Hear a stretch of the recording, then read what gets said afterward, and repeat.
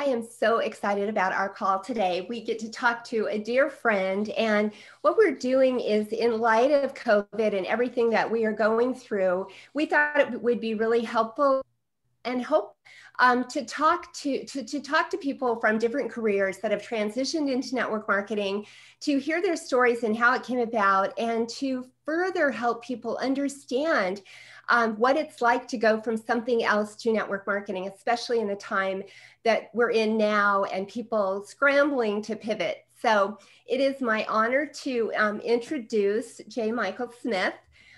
He has been a friend for several years now. We were talking about how long, and we actually met because of our book, The Flip Flop CEO, and his story is in the book. He shares my passion, our passion, for helping folks understand about network marketing. He describes himself as a just getting started 69-year-old who is a social entrepreneur, advocate for business ownership, and for African children. He was blessed to have a successful career in the restaurant industry for over 35 years, owning and operating restaurants in Colorado and Hawaii. He was introduced to network marketing in 2008 during that recession, and he's lived around the globe, but right now he lives in Tyler, Texas. Is it Tyler, Texas? Tyler, Texas, the rose capital of the world. You should be the mayor of Tyler, Texas. I always see you doing posts about that. Well, I love this little town. It's not really a little town, but it's just a great area in Texas to live, piney woods. So thank you, Janine and Laura. Well, thank you for having me. Thank you for being here. So why don't you start out by just telling us a little bit about your story and how you were introduced to network marketing. You were in the restaurant industry before, and so we'd love to hear kind of what appealed to you and how this journey began. Okay, it was very interesting story. As you said, I started in this profession in 2008. In 2007, we had just opened a beautiful restaurant in northern Colorado at the expense of over $1 million. And 2008, the recession hit. And a very good friend. So we were trying to make the restaurant succeed in tough times, all our restaurants. And a great friend of mine, actually a college roommate from college in Southern California, called me and says, Mike, I think I have a solution to our problem. He too, a home builder, had been drastically affected in the 2008 recession. He goes, I think I found a solution. And he showed me an opportunity, and I saw it immediately, and I trusted him. He was someone I've trusted all my life. So enrolled, didn't know what I had actually gotten into. I enrolled that day, and on the side, as we're trying to make our restaurant survive, I started my first network marketing business, and just happened to get into a company that I loved the products. I didn't know anything about the industry, didn't know about this company, but it was a great first start. I went to work. I had, fortunately, 2 partners in the restaurant company as well. So I said, guys, I'm going to have to do balance now. So I think that first year I put 30,000 miles on my car going to events, to every major event I could go to, whether it be a Tuesday night meeting in Denver and a Thursday night meeting across the state, or I'd go to drive to Texas to meetings and meet and talk to as many people as I could, to learn and share what I did. And over the first couple of years, I built a pretty decent organization that allowed me to have some supplementary income as our restaurants came back and started building over the next year. And I just fell in love with that profession, formed another company within my DBA company that managed my marketing company while I still had my restaurant company, and slowly just moved further and further, more time into my network marketing company because I just loved it. Absolutely love the industry. Fell in love with it. Wow, that is so good to hear right now. I mean, a couple of things that you mentioned, just the restaurant business and the hospitality industry that have been hit so hard these days, as well as even construction companies back in 2008 and even probably today. There's been some changes for them as well. And tell us a little bit about what have you found to be the biggest differences between what you were focused on in building restaurants and the restaurant industry and network marketing? Laura, what I quickly found was I was blessed. I say this with modesty. I was very successful in the restaurant business. We were blessed with a lot of success. And so I thought I knew how to do business. I thought I knew how. Well, transitioning into our industry profession, I quickly learned we had a few hundred employees that I managed in the restaurant. I don't manage anybody in my network marketing business. I have 0 employees. So that transitioning from an employee-based model to a partnership-based model, and having partners that we work and build, and becoming more serving them, in other words, and helping them wherever we were. And in my restaurants, I am in a brick and mortar store. And so my network marketing business had teams in different states and across the state and hours away. And so that was the main difference for me. It was still a people business, though. It was still dealing with people. You just didn't have employees. And I was used to those 500 employees that I had to create and manage and lead and train too. But I just took those skills and moved them into the people business of network marketing. Oh, I can so relate to that. Having come from a corporate background, overseeing teams and teams of employees, and then switching to a volunteer, network that a little slightly different motivation. And you're absolutely right. It's all about serving and supporting and meeting people where they're at when they're at that place, and wanting help. So what kind of things are the same? What type of things would you say, hey, I used this skill over here and I also used it here? I think the main thing is the people business. The restaurant business or the hospitality business, in my case, restaurants, is about people and making sure the people walking in the door are being attentive. I mean, you're being attentive to them. You're serving them. They're guests. I never thought of them as customers. I thought of them as guests. So that mentality. And so I think it was maintaining that customer relationship with my customers there and my customers and my partners in network marketing. And it was an easy transition for me. But it's about hospitality. And we're sharing a product or a service in our profession. And you just have to service your customers and your partners so that they feel like they're receiving value and shared value. So. Mm-hmm. And you were talking about the other industries that have been affected in your area of Texas before we got started today.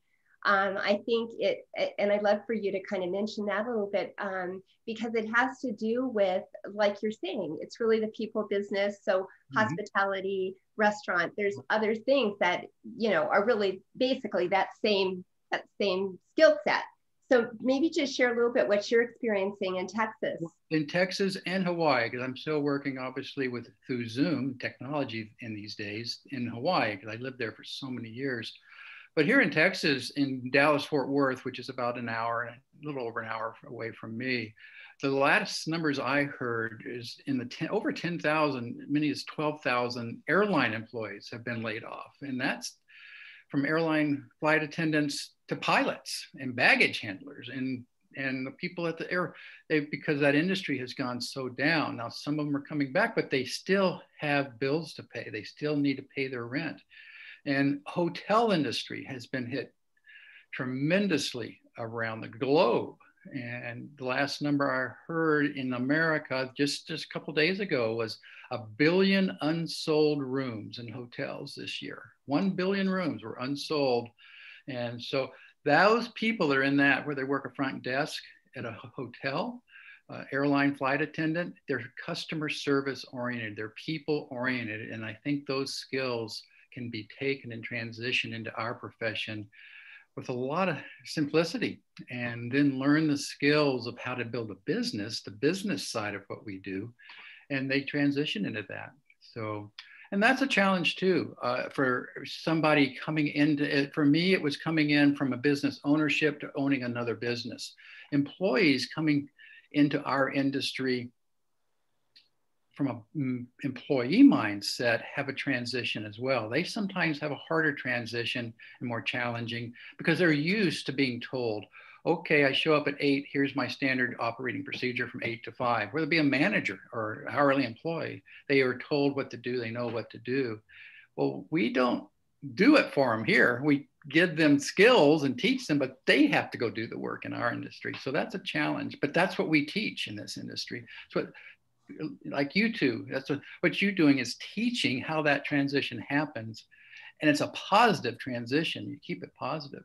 You know, and that's what I love to do on a daily basis, is help somebody move into our profession from a restaurant owner or a restaurant bartender or an area supervisor for a restaurant company, move into our profession where now they don't have somebody above them telling them what to do and not to do. If you don't show up, that's okay. I can't tell you. I can't fire you. So what's the biggest thing you had to learn that you were maybe not doing before? I think what I had to learn was that I expected too much, I believe, from people sometimes.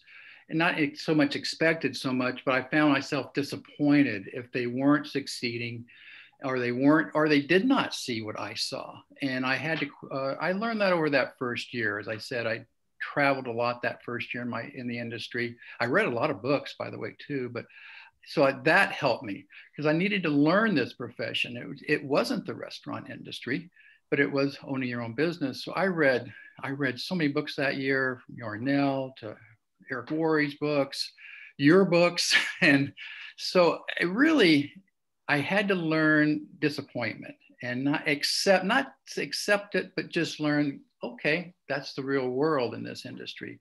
And we're not trying to convince anyone in this industry. We're just sharing products, services, and opportunity. And we're really looking for people that are looking for us. And so I think that was the key thing I had to learn that first year. And it was once I learned that, it became much more simpler. I woke up, had better days and better weeks and better months. So I love that you're saying that. I would say that is truly, I think everybody that gets into this business, that is probably the biggest disappointment, is because we want it so badly for people and we see what's possible, and sometimes they just don't see it. So I agree. And we all are individuals. Yes. So, so what helped you the most when you got into network marketing? What skill or what served you well in the restaurant business that transitioned to this and helped you the most? Well, I was in the restaurant industry for close to 40 years, owning my own restaurants for over 30 something those years. And I remember back when I was in my 20s and 30s, and maybe I wasn't conscious of it then, but it served me well that I always reached out to somebody above me that had done what I was doing, whether they were managing multiple units or managing bigger units or higher volume units. How did you get to that volume? So I constantly was learning from people that already had been there. So that's what I did that first year, 2008 to 2009 and into 2010, was identify who was successful in my company. Who were the successful people, men and women? And I reached out to them and to see how willing they were to help me. And I was not shocked, but pleasantly surprised. They were more than willing to help me. They weren't going to do the work for me, but they would show me how they got to different ranks or got this to this volume and how they built this team. How do you do business in this state versus? So I just identified successful people within my company and said, hey, I want to go where you're going and where have you been? So show me how to do it. And they were more than happy. And that's what I do now in transitioning. When people ask me to do the same thing, how did you do this create this business in the last, 12 years? So, and I'm just sharing it. But that was probably the biggest thing for me, was realizing I did not know how to build. I knew how to build restaurants. I didn't know necessarily how to build a network marketing company. I love that. I love that humility helped make you coachable, which accelerated your growth. So many Correct. times I think folks are so determined to figure it out for themselves that they don't want to bother somebody and ask them for help, which that's a self-esteem issue, or they don't want to ask somebody for help because they think they already know it, and that's a self-esteem issue in a different way. But as a result, they trip and fall so much more than what they would if they would have just asked someone. And I just always believe you can find someone. And it may even be outside your company, but like you said, you can read a book, you can listen to podcasts, you can learn about this industry and how to do it from someone if you're determined and you want to make it work. So bravo to you and congratulations. And thanks for sharing that great example of the willingness to say, I don't know this. I mean, it's okay to be a beginner. It's okay to be new at something. And I think sometimes we're a little too hard on ourselves with that. You know, we go to school and learn how to read for 12 years or whatever. And then we come out and want to learn how to do this business within like 3 days. And if we don't have it mastered in that time, we're too quick to move on or to blame somebody else or something else for it. So I love that you're a student and learning and seeking out help. That's a fantastic message. That's a fantastic. And we will continue to be a student in this. Yeah. I mean, you have to be for the rest of your, because it's evolving and changing. And I think as a business owner, you really, that's again, that contrast between an employee mindset and an entrepreneurial mindset. I mean, as a business owner, when you've got, you know, your life wrapped around into this business that you've launched, this brick and mortar business that you have, and you're not going to, I mean, you're going to put your ego aside and say, I'm going to figure out what's working and I'm going to find whoever and however I need to ask what's working. And that's so true, Laura. And that was I'm thinking back now, you just made me remember that too, because my network marketing business, my gosh, sure didn't cost $1 million to open like my restaurant business did. And I needed to make that work. That I still took that attitude to my network marketing company. It's my company. Right. Yes. And sometimes we find it, and you ladies will know and agree that it's really easy to close your network marketing company because it didn't work. Well, it didn't work. It did work. So our cost of entrance is a plus for right now. With so many people out of work, they don't have a lot of money to invest in. And so point of entry into our industry is so low.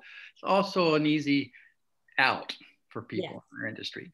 But I didn't approach it this is a business. I'm going to treat it like my restaurant business and treat it I owe it to the small group of people. And it was small the first month and year of my business. I didn't have a big team, but I owed it to them below me too. Yeah. Compared to the restaurant business, what would you say that you most appreciate about network marketing? Oh, you know, with me at my age, I'm an empty nester, and what I most appreciate the difference is now, of course, this year is an exception, was the ability to travel. And I could do this business anywhere back then if I had the ability to travel. And I was traveling a lot. And back in those days, it was hotel meeting, convention, this and it was wonderful to travel. And even as I grew internationally, I was blessed to spend last year in Italy and in Africa last year. And we have an international team. So the ability to travel versus being within not forced, but had to go, I had a brick and mortar that that's where you work. So now I work with this. I can work anywhere in the world as long as I have Wi-Fi. So you have your phone. Yeah, for sure. A mobile business. We're a mobile business now, mobile Wi-Fi business. So I love that you contrast and compare that because a lot of times people, you know, we study and we talk about the cash flow quadrant here. And a lot of times people look at business owners and they're like, oh, they've got it made, you know, they are raking in lots of money and that's great. And they don't see that oftentimes those brick and mortar businesses own you. And they cause you to not be able to take vacation when you want to take it. Or when you're on vacation, you get some emergency call about something that happened that you took care of. But this business, exactly what you said, this business is mobile and this business gives you the ability to do things you want to do and to be on the road and work with the people you want to work with without having that tie to that building, and that you've got a system that's mobile versus a building that needs you to show up. Exactly. Yeah, I love that. It's so true. I love that. Hey, what's the most challenging part of the transition? What was the most challenging part? Gosh, I guess for me, it was, I at that point in my life, I was very stressed. I had a very stressful time because of the actual restaurant, and those, I did not want to lose those. So the stress was overlaying into my managing my time and organizational time for me personally into this profession, because I wanted to treat them both with as much respect and strength as I could. And it was needed to move more. Interestingly, here's the real key, Laura, is when I got started in 2008, I didn't know the future, obviously. I didn't know 2020 would be 2020, but I knew I loved the profession. I maintained it for the last 12 years. Fast forward to this year, and the challenges I had in 08, 09, and 10, and into 2012, all those challenges of travel and disappointment and ups and downs, to this year, when that restaurant, June of this year, we closed that restaurant permanently. And it was okay. It was doing well. It was doing okay. And God bless the employees. But to think of that, if I had not accepted that opportunity back in 08, I just stuck with my restaurant, survived, and whatever, I wouldn't have had what I have today in 2020 to fall back on, or not fall back on, but to just keep maintaining. Right. And at my age, I will not open another restaurant. If I was in my 30s, I might have do it, but I'm 100% network marketer now.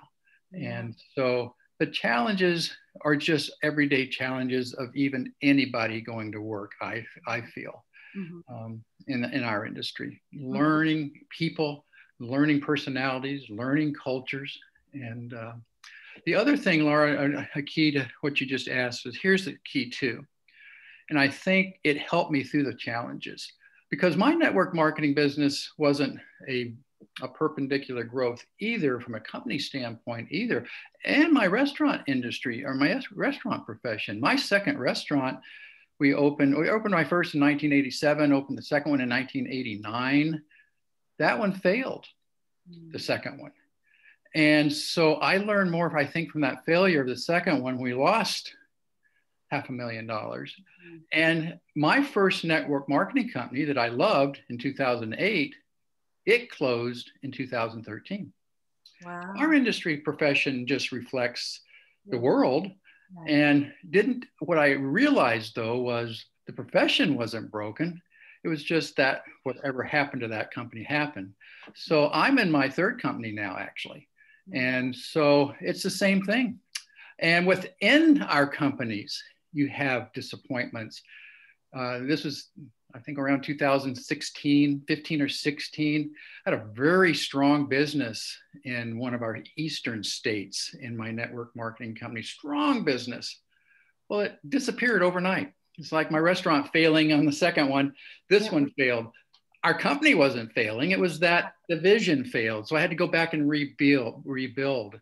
So it's not a constant, it is our life is a point of, and look at 2020. Yeah. I'm careful and try to maintain a humbleness in 2020, because this is the best year ever for many, many companies, network marketing companies.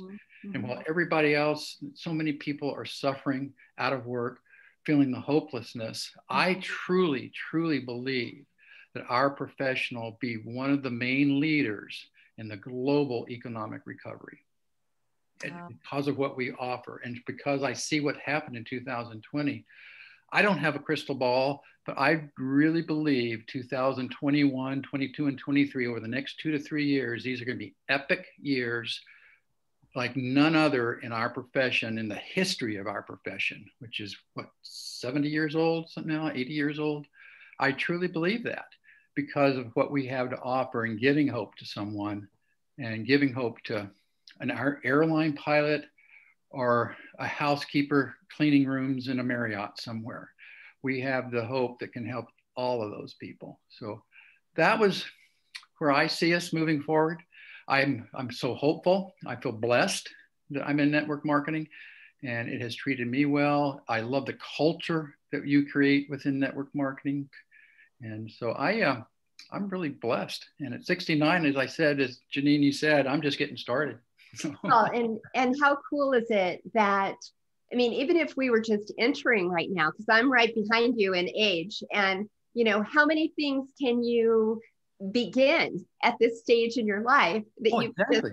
just, I mean, there's not a lot of options. Exactly. And that's the other thing about our industry. What I love right now, ladies, and then is the generations that are joining our profession, whether it be the X, the Zs, the millennials, or the boomers.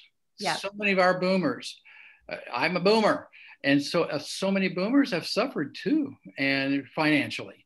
Yeah. And they don't know what to do. And so we work with a lot of boomers, but I work with a lot of millennials. My company that I just sort of reflects, not sort of, it does reflect the profession. I'd say 75% of my organization are female. That's the reflection of the company. So I've had to learn how to lead and help females. I've got females doing much better than me in my company. So I have them teaching me now. So, but I just love how this industry can help all across the diversity. It's just, and what we've got with technology now, as we said, the iPhone and Zooms, we're a totally global village right now. I was quickly, today, just before this call, I was on a Zoom. It's a weekly Zoom we do with one of my partners in Auckland, New Zealand. He's a mate down there. And it was noon here in Texas on Wednesday. It was 7 a.m. Thursday in New Zealand. And we do this every Wednesday.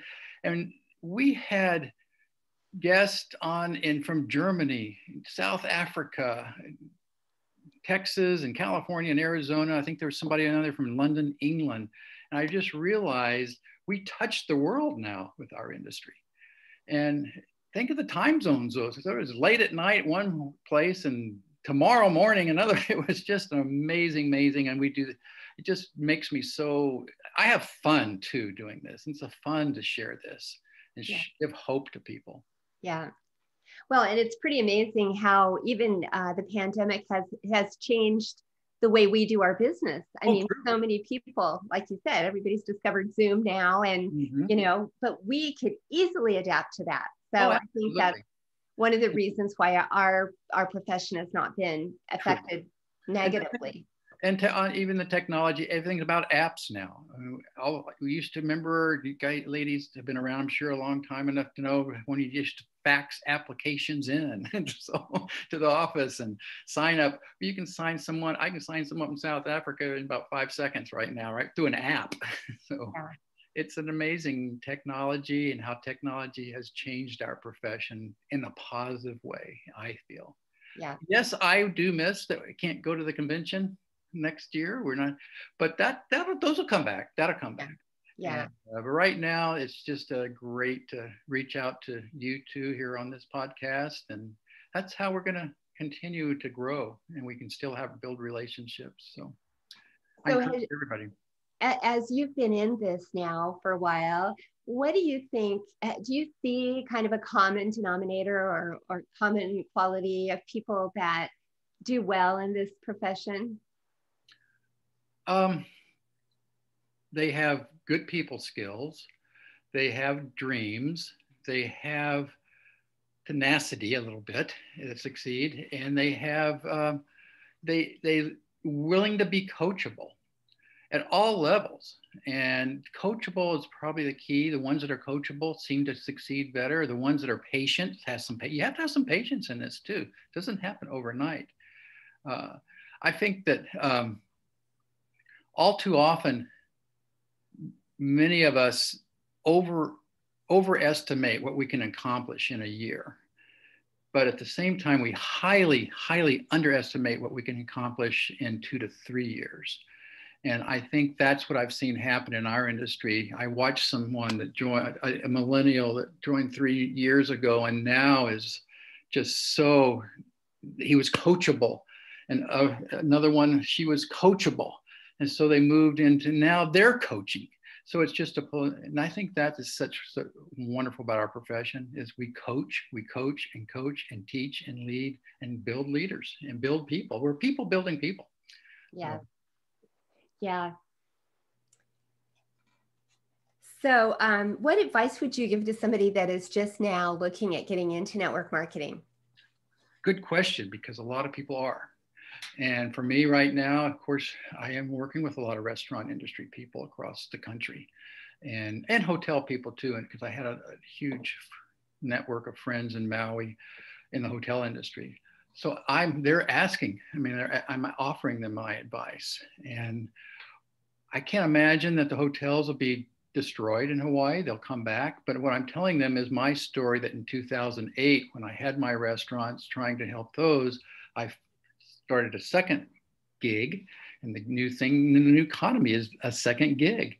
And interesting, Google, just recently, the top Google item right now, if you go to Google, is how to start a home-based business, how to do find a gig economy. So that's what I'm advising people right now, primarily in the hospitality industry across the nation and around the world, is look at what we have, make a decision, and join us. And then go to work, and we'll show you how to make something and build some residual type income that when you are asked to come back to the hotel or get back to the restaurant, or you do reopen your restaurant, you'll still have this little on the side and just it's residual. And what I started in 2008, I'm being paid for now in 2020. That doesn't happen in the hotel business if you're an employee.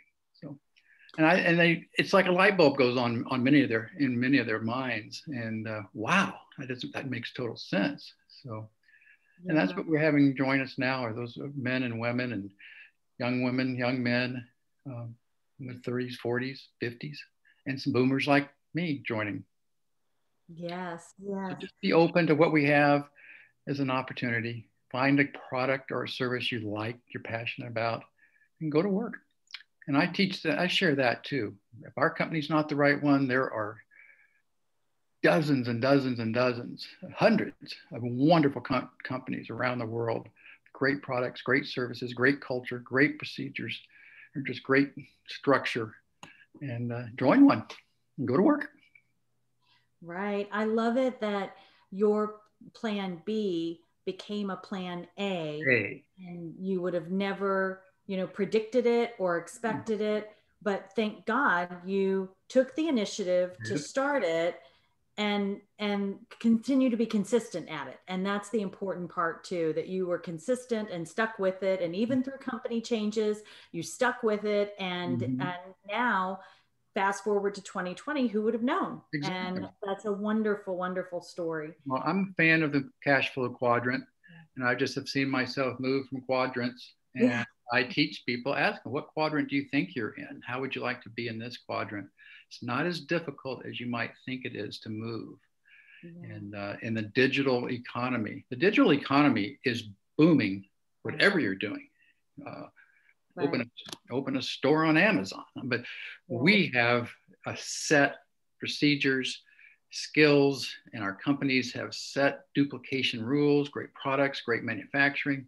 So it's an easy access to come into a company and build. You have such amazing support. Right. Well, as we wrap up today, just for fun, we love to ask guests, what is something that you're enjoying these days? What's making your life easier? It could be a gadget or an app or a book, or just tell us something trivial that you're enjoying these days. And then the last thing is, tell us something you like to give back to.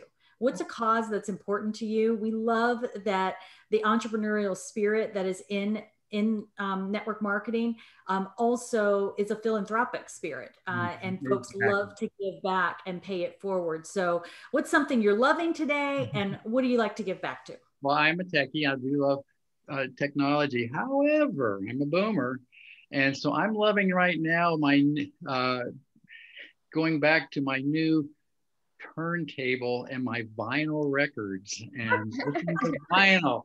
You know, vinyl's on the uptick again. Yes, So yes, that is a popular trend. yeah, and Really? vinyl records is my new kind of little hobby habit. And going through old antique stores here in East Texas, and I ran across, they had all these great old albums from the 60s, 70s, and 80s. So, but that's the fun stuff. Your second part of the question is also has been part of my heart for many, many, many, many years. Janine kind of mentioned it early in the introduction. As a young boy, I lived in East Africa for 5 years. As a 10-year-old, 13-year-old. So part of my heart actually lives in East Africa. And I've been an advocate for African children for so many years through different national organizations, international organizations, sponsored a lot of children. I have 2 Ethiopian daughters now, and I have 4 Ethiopian granddaughters that I've supported and raised up in Africa. That's my passion for giving back. Also, we dig water wells. I'm part of an organization here in East Texas that we go over and dig water wells. Unfortunately, we haven't been able to go this year, but they're back, so we're backing up on the wells. But so that's my give back. It's always been a heart of mine.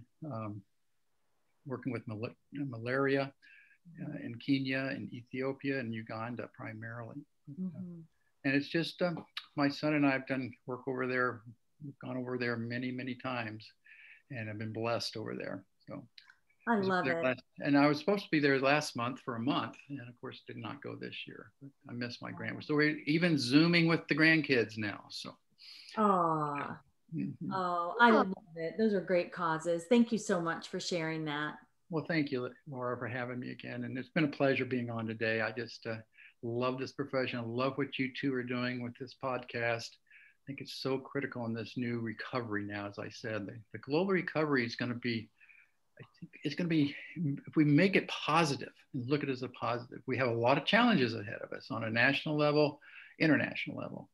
But if we look at it as an opportunity to solve solutions or solutions to solve problems on a daily, weekly basis, we'll keep moving forward and give hope to folks. Very good. Thank you so much. Hopefully we gave some hope to some folks in the restaurant industry. And hopefully this podcast will be shared. If somebody can think of someone that could benefit from it, we would love for you to share it. So thank you so much for being with us. Thank you, ladies. Thank you very much. It's an honor and a blessing to be with you both.